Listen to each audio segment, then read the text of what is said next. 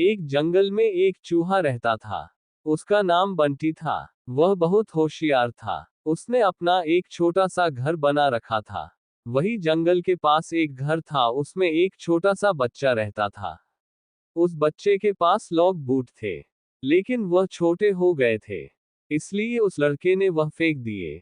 बंटी चूहा ने जूते को देखा और कहा, अरे ये जूते तो बहुत अच्छे हैं, मैं इसमें आराम से सो सकता हूँ। बंटी चूहा एक जूते को घसीटकर अपने जंगल के घर के नीचे ले आया। दूसरा जूता लाने की उसकी हिम्मत नहीं थी, इसलिए वह एक जूते को साफ करके उसमें अच्छे से सोने का बिस्तर बना लिया और फूलों से सजाया। बंटी बहुत खुश रहता था जब जंगल के और जानवर उसे देखने आते थे। जानवर जब उसको देखते तो बंटी चूहा बहुत नखरे में अपने जूते पर चढ़कर बैठ जाता था। एक दिन नटखट कबूतर बंटी से मिलने आया।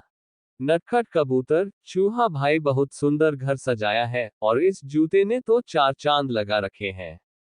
बंटी चूहा, सुन भाई, नजर मत लगा, मैंने बहुत मुश्किल से इसे सजाया है। तुम जैसों की नजर लगी तो ये खराब हो जाएगा।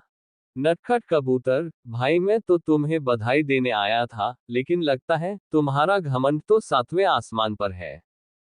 बंटी चूहा, मुझे किसी की बधाई की जरूरत नहीं है। मैं जानता हूं तुम सब मुझसे जलते हो क्योंकि तुम बाहर सर्दी झेलते हो और मैं इस जूते में घुसकर आराम से सो जाता हूं। नटखट कबूतर बिना कुछ कहे उड़कर वापस चला जाता है।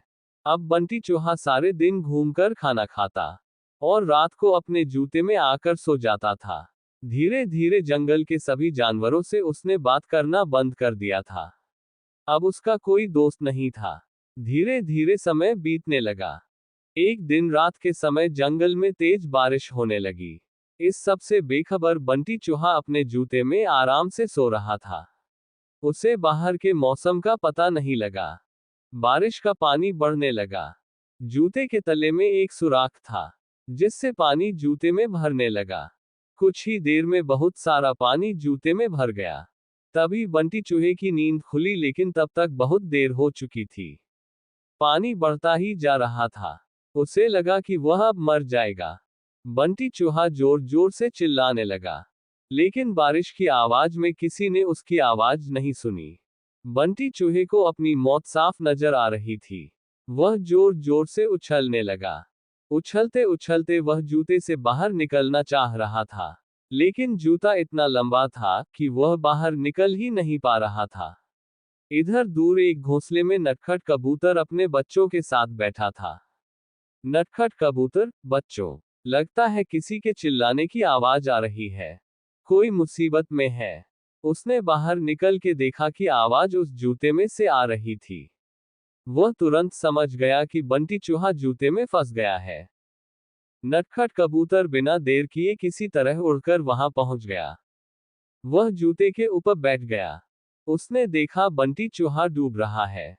बंटी चूहा, कबूतर भाई मुझे बचा लो, नहीं तो मैं मर जाऊंगा। नटखट कबूतर, क्यों, तुम्हें तो इस जूते के सिवा किसी की जरूरत नहीं थी। बंटी चूहा, भैया बचा लो, मैं घमंड में आ गया था। ये सुनकर नटखट कबूतर उसे अपनी चोंच से पकड़कर खींचने लगा, लेकिन बंटी चूहे का वजन ज्यादा था। नटखट कबूतर उसका वजन उठा नहीं पा रहा था। नटखट कबूतर, भाई रुको, मैं अभी बाकी जानवरों को बुला कर लाता हूँ। नटखट कबूतर जंगल में जाता है, लेकिन सभी जानवर बंटी चूहे की मदद के लिए मना कर देते हैं। तभी रास्ते में उसे कालू कौवा मिलता है। वह उसके साथ आ जाता है। दोनों मिलकर बंटी चूहे की एक एक टांग चोंच में दबाकर उड़ जाते हैं और उसे ऊपर बने घर में रख देते हैं। बंटी चूहा अपने किए पर बहुत पछताता है। अगले दिन वह जूते को खींचकर उल्टा कर देता है। उससे उसका पानी निकल जाता है। उसके बाद वह उस जूते को घसीट कर ले जाता है और नदी में फेंक देता है।